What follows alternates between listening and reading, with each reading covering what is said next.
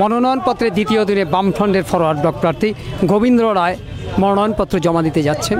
তাদের আশা বিজেপি এবং তৃণমূলকে পর্যদস্ত করে এই জেলায় এই লোকসভা কেন্দ্রে সিংহচিহ্ন প্রার্থী গোবিন্দ রায় জিতবেন। গোবিন্দবাবু এই লোকসভা কেন্দ্রের এবারের ফরওয়ার্ড ব্লকের প্রার্থী। তিনি এর আগেও এই কেন্দ্র থেকে সমাজতান্ত্রিক ফরওয়ার্ড ব্লকের ব্যানারে লড়াই করেছিলেন।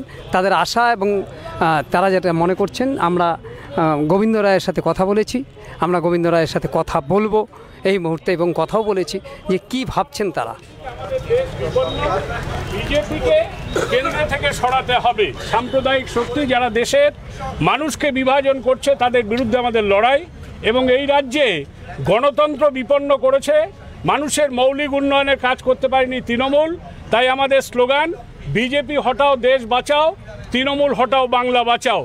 আমরা কুচবিহার লোকসভা কেন্দ্রের সর্বত্র নির্বাচনী প্রচার করতে গিয়ে বুঝেছি যে মানুষ এবার বামফ্রন্টের পক্ষে এসে দাঁড়াবে। আমরা অত্যন্ত আশাবাদী, মানুষের রায়ে কুচবিহার লোকসভা কেন্দ্রে বামফ্রন্ট প্রার্থীর জয় সুনিশ্চিত। আমরা কথা বললাম গোবিন্দবাবুর সাথে, তাদের আশা যে বামফ্রন্টের প্রার্থী এবার সুনিশ্চিত জয়লাভ করছেন। আমরা দেখে নিচ্ছি যে তাদের কর্মী সমর্থক নিরাপত্তার চাদরে মুড়ে ফেলা হয়েছে কোচবিহার জেলা শাসকের করণের দপ্তরের আশেপাশে।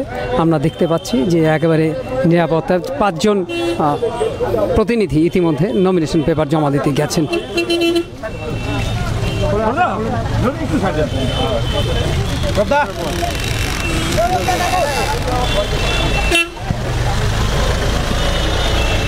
সবাই কোথায় গেল?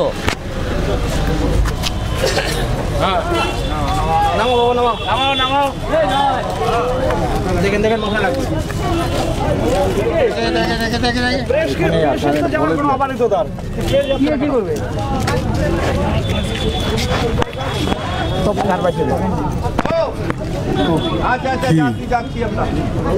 কি মনে করছেন? আমাদের প্রার্থী গোবিন্দ রায় এবারে নির্বাচনে নির্বাচিত হবে এবং কুচবিহার জেলায় আমরা অতীতের জায়গা আবার নতুন করে ফিরে পাব। বামফ্রন্টের প্রার্থী কমরেড গোবিন্দ রায়, আমরা আশাবাদী 100% বিপুল ভোটে নির্বাচিত হবে। বেকার যুবক তাদের যে হতাশাজনক একটা অবস্থা, সেই হতাশাজনক অবস্থা কাটানোর ক্ষেত্রে কমরেড গোবিন্দ রায় আগামী দিনে ভালো উদ্যোগ গ্রহণ করবে, এই জেলায় শিল্প স্থাপনের উদ্যোগ গ্রহণ করবে এবং আইন শৃঙ্খলার যে অবনতি সেটার ক্ষেত্রেও সর্বস্তরের সাধারণ মানুষ আজকে যেভাবে উদ্বিগ্ন, নিশ্চিতভাবে আমরা আশা করতে পারি বামফ্রন্ট প্রার্থী এবং আমরা আশাবাদী নির্বাচিত হবে। কি ভাই প্রার্থী সম্পর্কে বক্তব্য?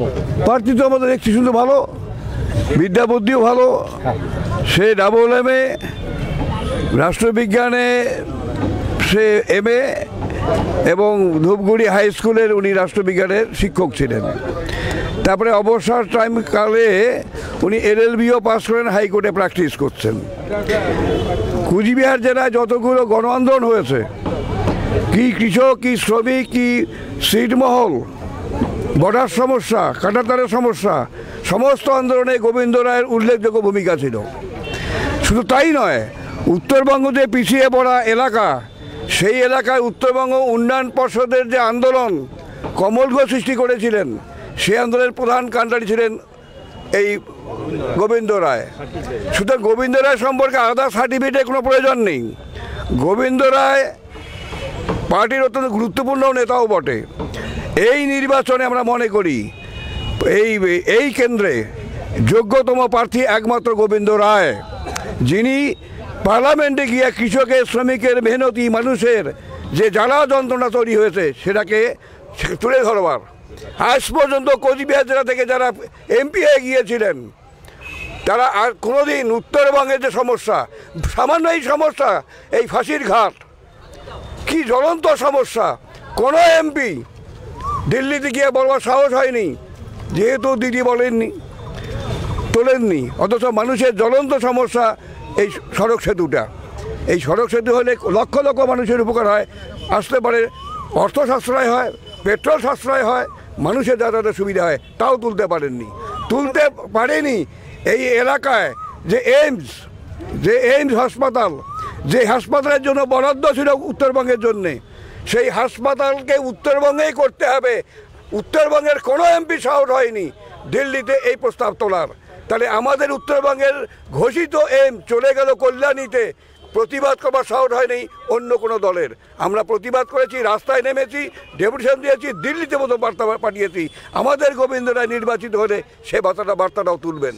আপনাদের একসময়ে দলের ছিলেন পরেশ অধিকারী এবং আপনাদের হট ব্লকের মন্ত্রী ছিল একসময়ে, তো তিনি এখন তৃণমূলের প্রার্থী, কি বলবেন, কিভাবে দেখছেন বিষয়টা? যারা ব্যবসায়ী মানসিকতা নিয়ে রাজনীতি করে, যেখানে সুবিধাবাদীরা সুবিধা যেখানে পাবে, ব্যবসাটা কোথায় ভালো হবে ব্যবসায়ীরা ভালো জানেন।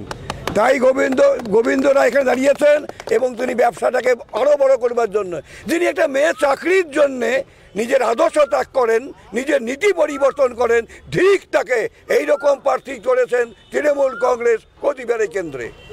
বিজেপি এখনো প্রার্থী তালিকা ঘোষণা করতে পারেনি, সেক্ষেত্রে কি আপনাদের প্রচারের ক্ষেত্রে কোনো লাভ হচ্ছে? কিভাবে দেখছেন বিষয়টা? বিজেপি কখন ঘোষণা করবে তার অপেক্ষায় তো আমরা বামপন্থীরা নেই। আমরা ঘোষণা হওয়ার অনেক আগে থেকে মাঠে নেমেছি। ভিতরের সমস্ত আমরা এলাকাতে কর্মীদের সঙ্গে জনসংযোগ করবার ক্ষেত্রে আমাদের বামফ্রন্টের প্রত্যেকটা কর্মী অনেক আগে থেকে মাঠে নেমেছে, প্রচার চালিয়েছে। সুতরাং বিজেপি কখন ঘোষণা করবে, কী সুবিধা হবে, ওই অপেক্ষায় বামপন্থীরা নেই।